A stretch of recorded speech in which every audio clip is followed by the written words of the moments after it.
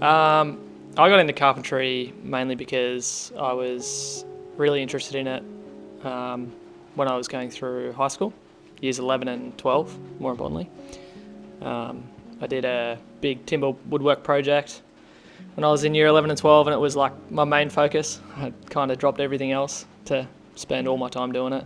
I spent a couple of years in the Navy after year 11 and 12, and I was sort of torn between whether I saw a future in that long term, and then ultimately decided that wasn't the path I wanted to go down, and carpentry was next. I suppose I got into carpentry because I had a general sort of fascination with buildings and structures, and whenever I would drive past a construction site or see like a architectural building, it would like capture my fascination.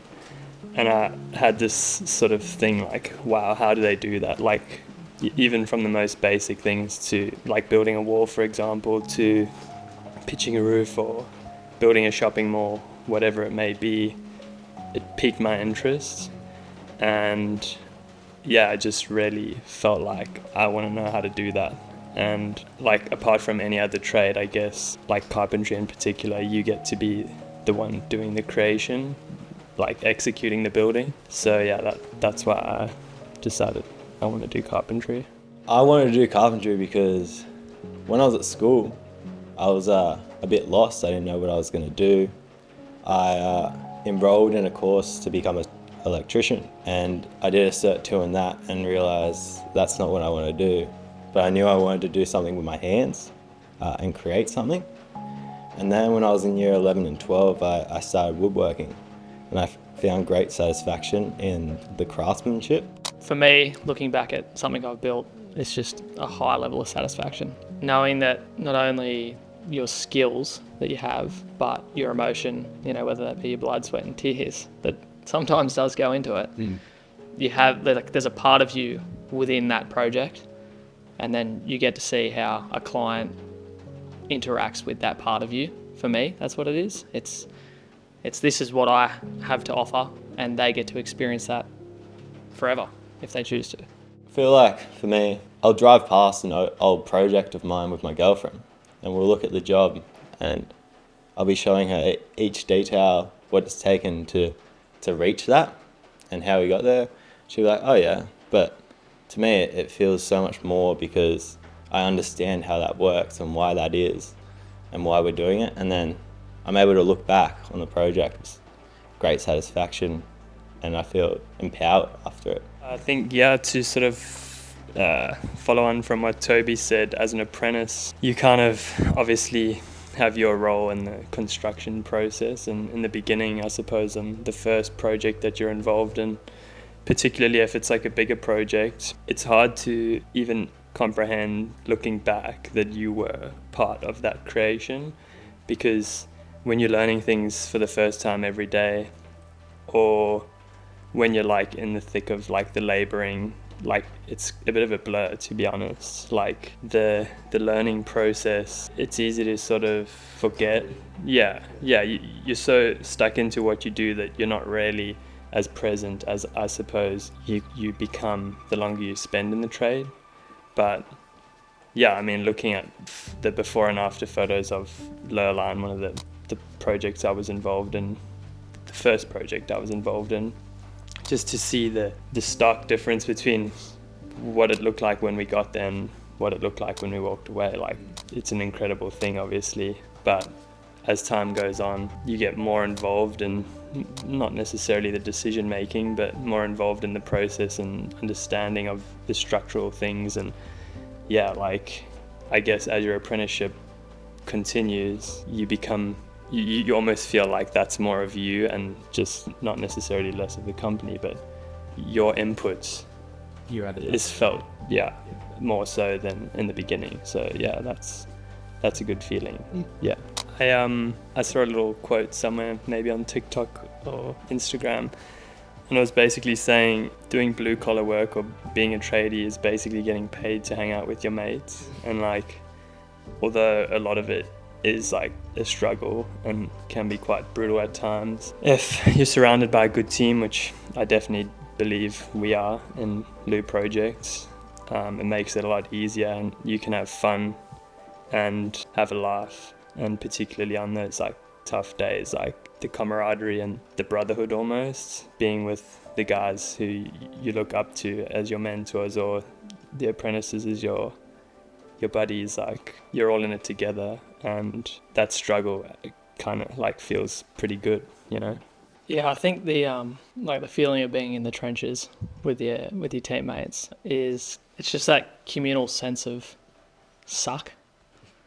Like everyone's there suffering like the same level of suck, like whatever it is. Might be raining, might be hot. You might have already worked a full day and you're into your second hour of overtime, or whatever it is. Everyone's there experiencing that feeling, and you might not say any words to each other at the time because you're just slamming to get it done. But you got 10% left and you're slamming to get it done. But once those tools get packed away, it's just, you look at each other and you're like, yeah, all right, we did it. Like, we did that. And I think it just brings you together as a team. You know that person next to you is reliable enough to be there when it's hard, and you can suffer together, and you've got through that together. And so you can hold them accountable and they hold you accountable for when it's tough. And yeah, you can just work together better. There's definitely days on the job site where it is grit and grind, but I feel like for me, it's always good to look across and the person next to you is having the exact same emotions. Things aren't going to plan, and you just have a laugh. Have a laugh with them, and it's just, you're doing it together. There's nothing better than being with someone else, grinding something out and just having a laugh. At the start, it starts off slow, I feel. You don't know what you're really doing. There's a lot going on. You can be overwhelmed at times, and the tasks you're doing aren't what your mentor is doing, the tradesman, and you can feel like, is this for me? Is it not for me? Like, I'm not doing carpentry, why is this?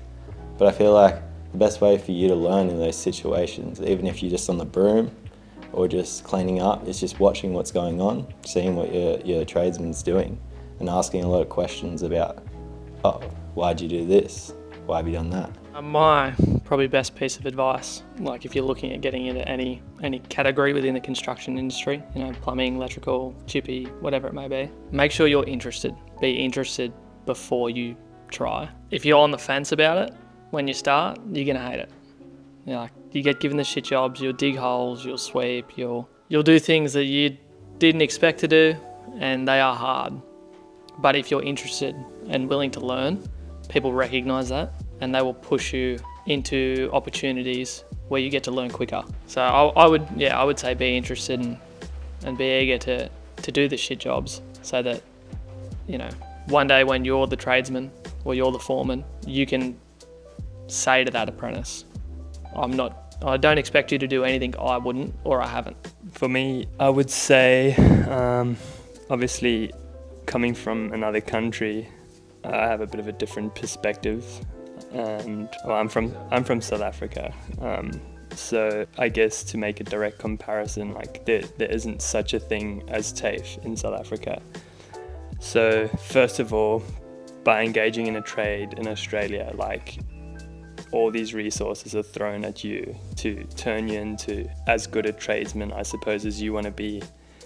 And being a little bit more mature than most apprentices, I suppose, I'm coming in as an outsider. And when I go to TAFE and I see just how, I mean, everyone's an individual and everyone's got their own plan, but what I've noticed is, like, there's a lot of people who take it seriously, but there's even more people who don't.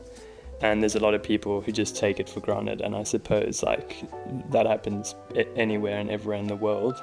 But yeah, I guess my advice would be, if you're going to engage in the apprenticeship and potentially stick it out, just realize, like, it is a privilege to be able to go to TAFE and to get paid for it.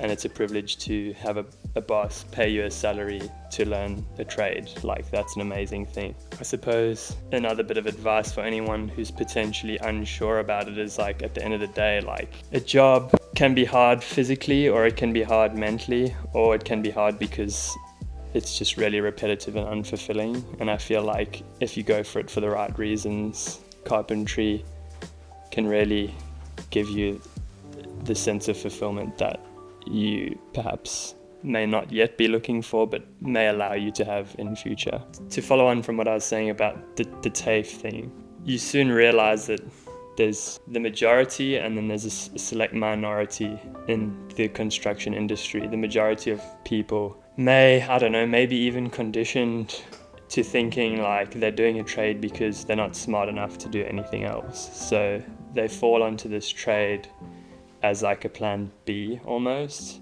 And from that moment, I guess, they don't take it seriously. They could even go as far as to be like, oh, what do you do? I'm just a chippy, or like, I'm just a shitty chippy. Like, don't worry about what I do. Like, I don't do much. But like, there's other people in the industry who take it seriously and who want to do better, and who, I guess, at the end of the day are going to be the ones who rise to the top and take control of a team or start their own business and end up making heaps of money. So yeah, I guess the choice is yours. You know, you can choose to be a professional or you can choose to be a carpenter, and yeah, that's your choice at the end of the day. So Anyone can do a trade. It's not hard to turn up at TAFE. It's not hard to pass at TAFE. It's not hard to turn up one day a week, get paid, you know, turn up to TAFE and sit through the course and do the tests. And I think the industry is full of qualified trades, like people that have got a trade in whatever category that is. But yeah, like the industry is full of lots of trades because it's not hard to get a trade. But I think if you choose to, you're able to distinguish yourself as a tradesman, someone who's chosen the path of professional mastery, and they excel at what they do, whether that's the people skills, you know, the people side with apprentices, clients, bosses, but also they've just honed their skills in, and then it shows. So I think there's two paths in my eyes. You can be a trade or a tradie, or you can be a tradesman and really choose to have a go. Because if you choose to have a go and people see that in you, they'll help you become a tradesman, not just a tradie. Yeah. What we try to do. Hope I'm a tradesman. Like the boys said about there's two tradesmen. There's a tradesman, there's someone who's just going through the motions. And I feel like if you're going through the motions, that you're not building towards anything, so you're not getting self-improvement. So there's nothing for you in the outcome. I feel like when you're going to work, yeah, I'm working for a boss, but you also got to do it for yourself. And finding that, you know, this is what I'm doing. This is for me. This is making me confident in my abilities, and taking pride in my work is something that I enjoy, and I'm fulfilled at the end of my day of work. And I feel like if you're just going through the motions, Becoming a man. yeah, if you're going through the motions, you're leading yourself to a bad path. That's all I have to say. You look at the chair for that. like Toby said, the completion, like the project is going to be completed whether you're a part of it or not. I suppose as an apprentice, like from that standpoint, you're an invaluable member of the team, but you're not necessarily an invaluable member of the team. Like the project's going to be completed with or without you. So it's up to you to decide how much of that completion do you want to be a part of, you know? So if you put like a lot of effort into figuring things out, like the pitch of the roof, or how to do an efficient cladding install, when you drive past that house, you're gonna like remember that, you know, like you were a part of the completion. You weren't just sweeping the floor every day while the building went up around you.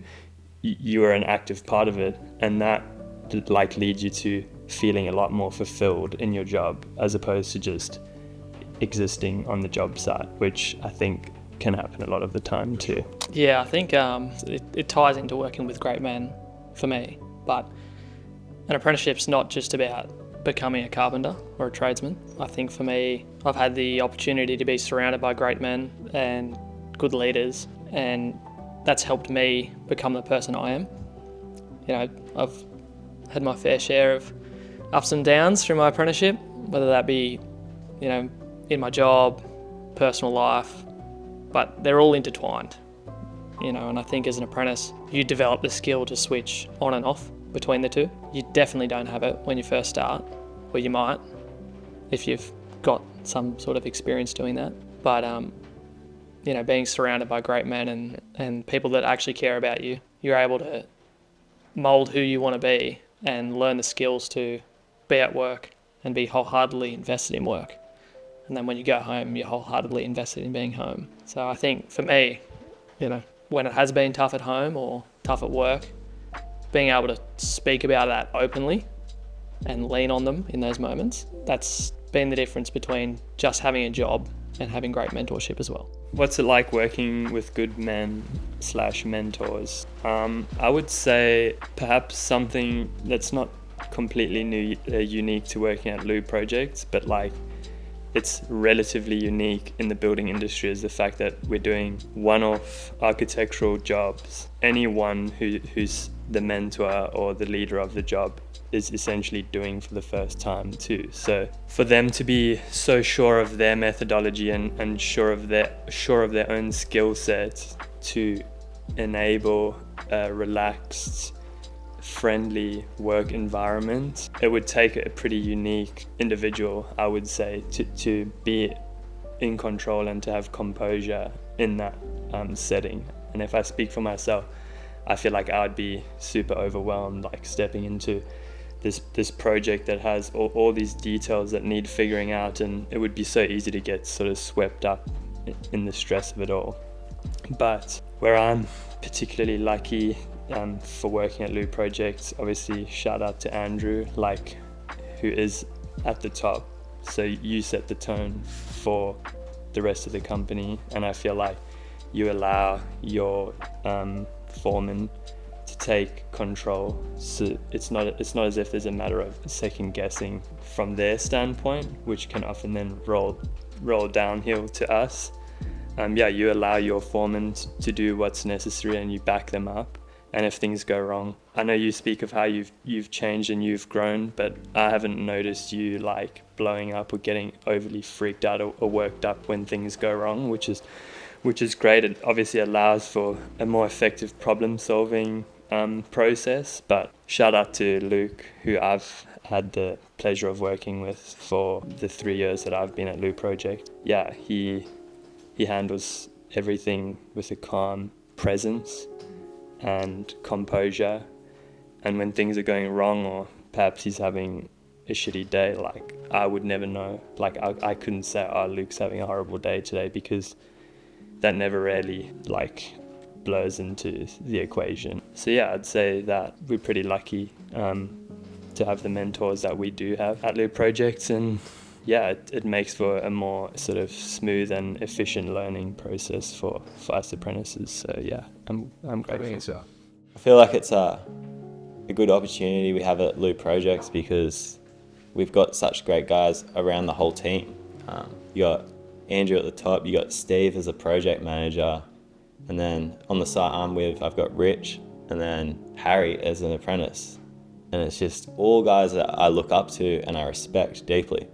And it's the way they approach work is just so much focus goes into everything they do. So it's without me even thinking, I'm in the same mindset as them, because it's kind of conditioned that everyone's kind of in this flow state of focusing on the task at hand, and it's crazy. It's crazy how it works.